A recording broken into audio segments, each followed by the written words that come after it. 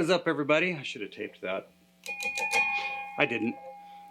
Welcome to Revv Time. I hope you're all doing well. Today I wanted to talk about dialing in a rhythm tone with a particular focus on the crunchy crunch and how I get those types of tones to sit in a track. So what I would love for you guys to do is watch this quick little performance that I put together that is pretty layered, and I did that on purpose because I wanted to show, in my opinion, what it would take to get a pass with big chords like this to fit with everything else, especially if it's a doubled pass. So yeah, let's listen to that really quick and then come back and I will show you what I did to dial that particular tone in and why I dialed it that way.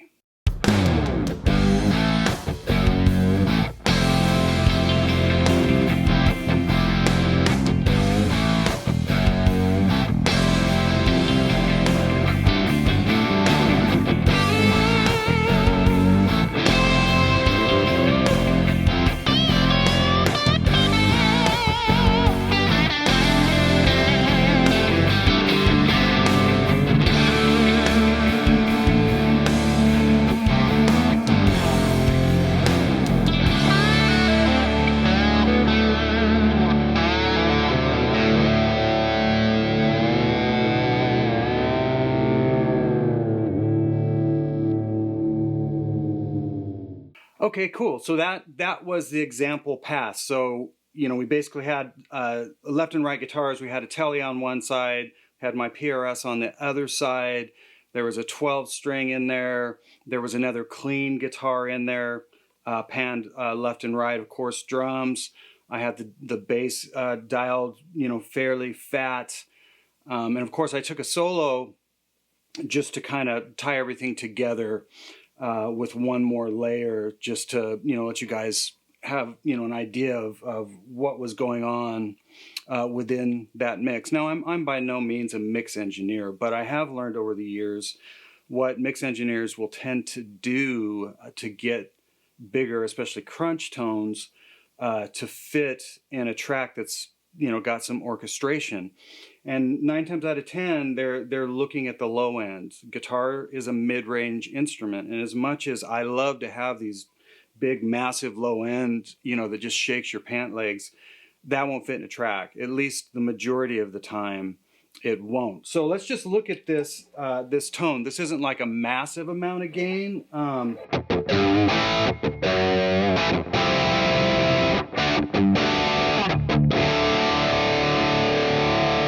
But it's a good amount of gain. And if you look at how I have it dialed, you can see I've got quite a bit of bass actually rolled out.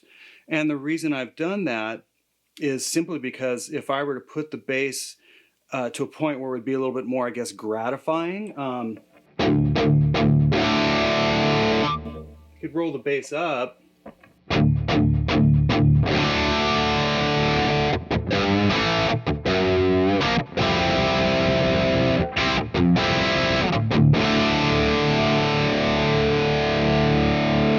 Sounds great, even with that weird chord I played.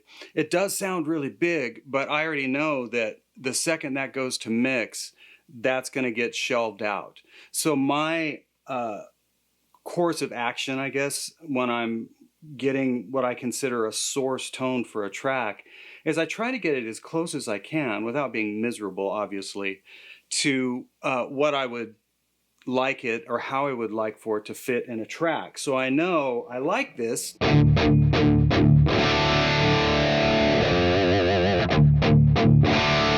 but I know they would have to shelve that out to get it to fit with the bass and the kick drum and everything else. So that's not as big in the low end, but it also makes everything clearer.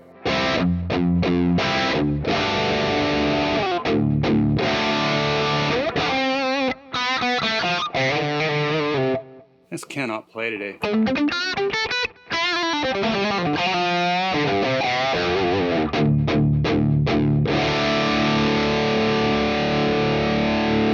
So I didn't change anything on the amp whatsoever. I just switched to a Telecaster and just doubled the part left and right. But I felt like that really fit with everything else that was going on, in the track. And even with higher gain, it's going to get fatter. I may even have to roll up. I would probably roll more treble or even presence into it. I'd have to probably revisit the bass. It just depends on your amp, and obviously the style of music you're doing and all that stuff.